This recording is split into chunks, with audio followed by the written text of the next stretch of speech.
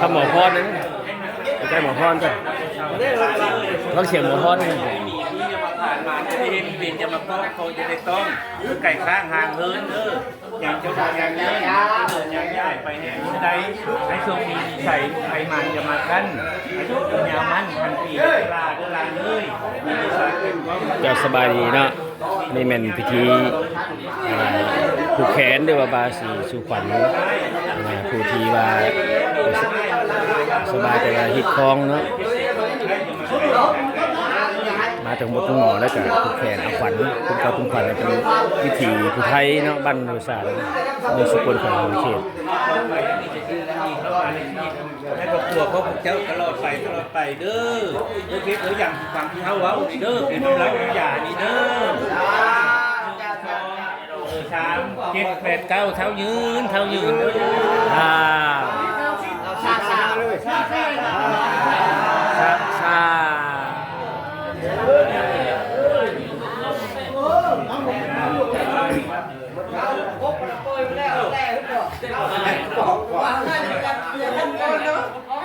อยากจะพูดเลยเจ้าได้กินเราถ่าย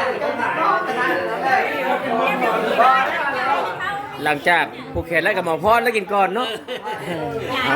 อันนี้คือว่าเราคิดเรายำเลยเนาะเราคิดเรายำเราครูบาอาจารย์เลยเรานักปราชญ์อาจารย์กินแล้วอยู่ยามมันยืนเลยจานเยอะจีนจานแก้วบ่อยไปจานที่ตะแลนกินใช่ว่าเจ้าตะแลนช่วยเลยแรกเป็นจ้าบ่อเลยอะไรกันจ้าบ่ออะไรกัน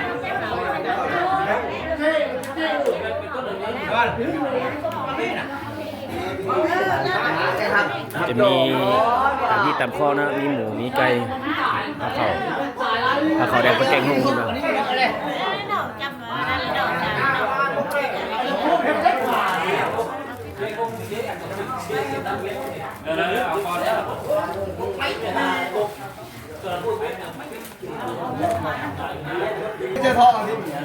อันนี้เป็นเหล่าขาวได้นี่เหล่าขาวเหล่าเนาะเราขาวเราเล่าด้วยนี่จะห้องที่เราเอาตัวนี้เฮ้ยเจ้าบ่อยอะไรเราโหดผิดเด้อใครโดนเขาไม่ต้องใครเลยไม่ยอมเลยนี่เป็นแผนกแม่ครัวเนาะช่วยกันด้วยความสามัคคีจัดสรรอาหารพาเข้าฮับแขกไอ้น้องเนาะนี่เอาแต่จุ่มเจียไอ้น้องสิเล่นแขกโบราณทุกแคน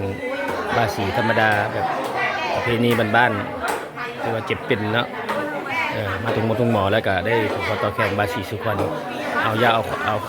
ขวัญมาว่ายามาเฮือนเป็นไงเนาะผู้เฒ่าผู้แก่เป็นว่า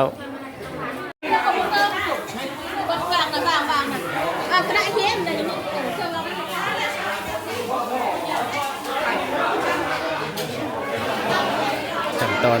การย้ายผ้าเข้าเนาะ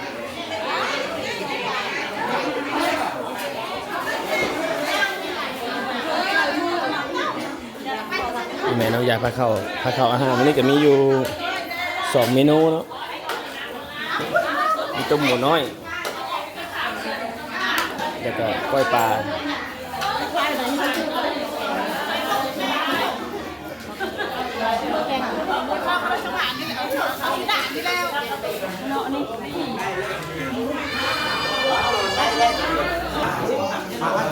อาหารมี2เมนูเดี๋ยวมี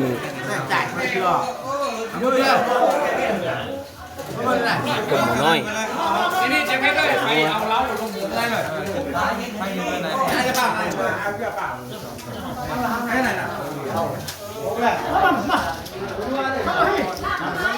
ง่าย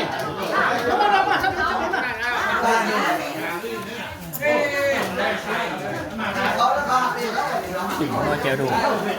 เจอกะปิเจอกะปิ นี่เป็นผู้ผลมาน้ำหลังเนาะก็จะได้ผูกแขนให้ทั้งผู้ที่บ่สบายนะครับผูกแขนให้